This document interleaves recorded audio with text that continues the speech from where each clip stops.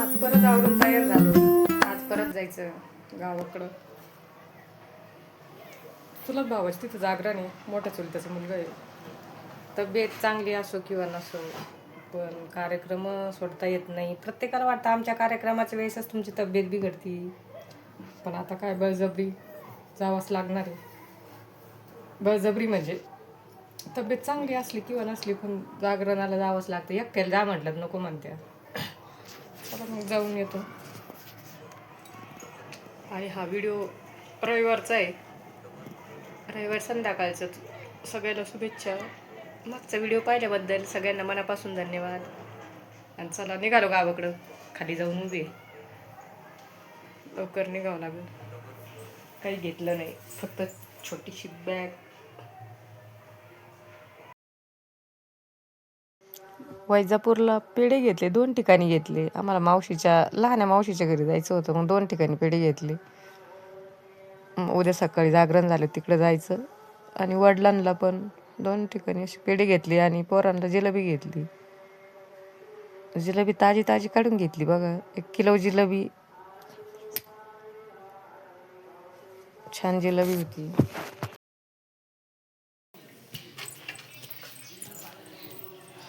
दोन दिवसापासून फिरायचंच काम चालू आहे बघा. उक्कडगावची देवीचं मंदिर आहे. रेणुका माता मंदिर गावाजवळच आपलं ग्रामदैवत. दरवेळेस यावंच लागतं दर्शनाला.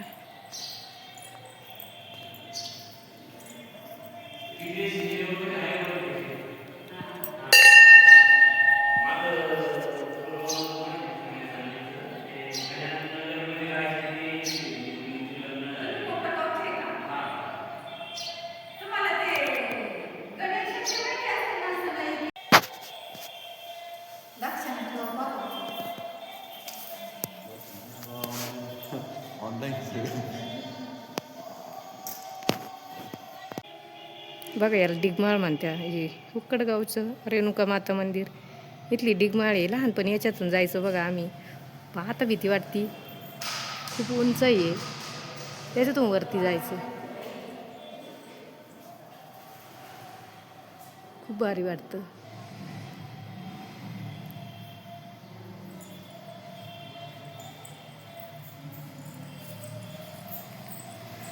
चला आता जायचं घरी.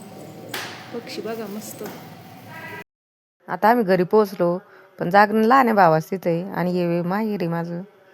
आता वडिलांनी ते इथंच राहतात.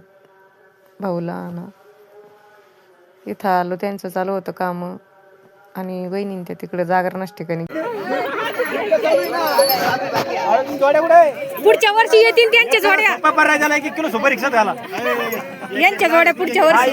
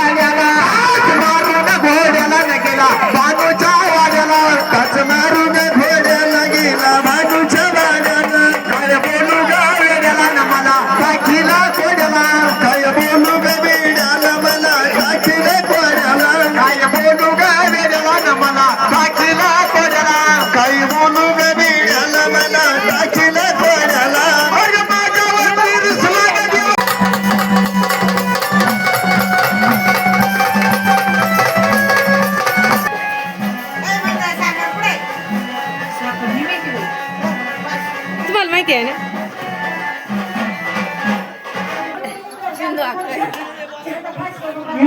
शिवायला गेले ते आता.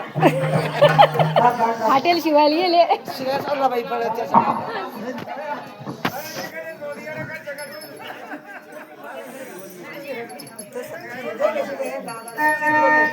Hello hello.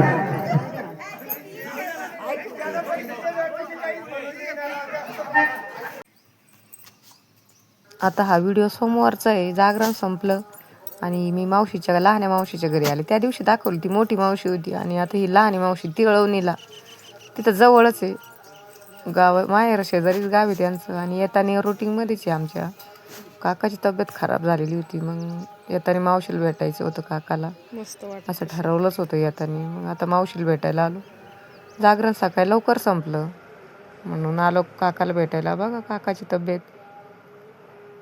त्यांना विचारलं मला ओळखलं का, तर त्यांनी म्हणजे ते मावशीला सांगत होते, म्हणजे आठवण काही त्यांना. तर ते म्हणे तुझ्या बहिणीच्या मुली. आम्ही हसलो खूप काकाला. आधी असं एवढं बोलत नव्हते ते, त्यांना लगेच ओळखायचे ते गेल्यावर. पण त्यांना पॅरालिसचा अटॅक येऊन गेला, 15 दिवस झाले वाटतं. मग आम्ही आता काकासोबत गप्पा केल्या, पण काकाला खूप चांगलं वाटलं. आणि मावशी बघा शेंगा देतीये. मी म्हटलं बाई देऊ नको शेंगा, म्हणजे गाडीवर जायचं आहे, पण काय ऐकतच नव्हती.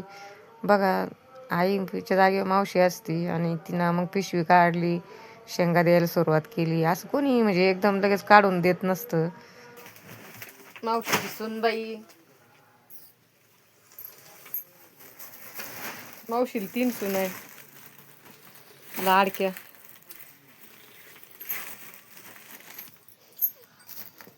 मावशी इकडे पाय ना, गावाकडे सगळे कानालाच बांधून घेतात मस्त.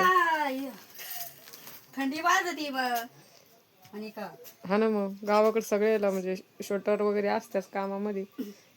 मावशी तब्येत बरी ना? काकाने मला ओळखलं. काका म्हणते तुझ्या बहिणीची पुरी. रूम वाढवले ना, रूममुळं. हा ना, मी तरी म्हटलं काहीतरी पार्टिशन होतं ना. तू कितवीला आहे रे? 9वीला. 1 नंबरची सून बघा, नात.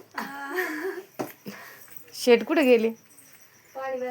हो का गेली बघा. मी काही घेईना म्हणून काका रडायला लागले. काका म्हणते शेंगा घेतल्या, कांदे घे. म्हणलं एवढं नका मनावर घेऊ काका. मागची आठवण आली, रडायला लागले. त्यांना समजून सांगितलं यांनी, पण काका काय रडणं थांबत नव्हतं काकाचं. आम्हाला बी वेगळं वाटलं खूपच. बघा सकाळी सकाळी मग 11 वाजले होते आम्हाला घरी यायला. घरी आलो नंतर मग दिवसभर काय जेवण वगैरे झालं आणि संध्याकाळी तब्येत बिघडली. म्हणजे मला असं वेगळंच होत होतं, अस्वस्थ वाटलं आणि थकवा पण होता. आजारी असतानाच तिकडे गेलो, मग BP वाढून गेला. आणि मग नंतर डॉक्टर म्हणे ECG वगैरे करा, पण मी काय ECG करायला नाही म्हटलं. आम्ही घरी आलो. मग ते म्हणे उद्या परत या. म्हटलं ठीक आहे, बघू. आजचा व्हिडिओ कसा वाटला? व्हिडिओ आवडला तर लाईक करा, कमेंट करा.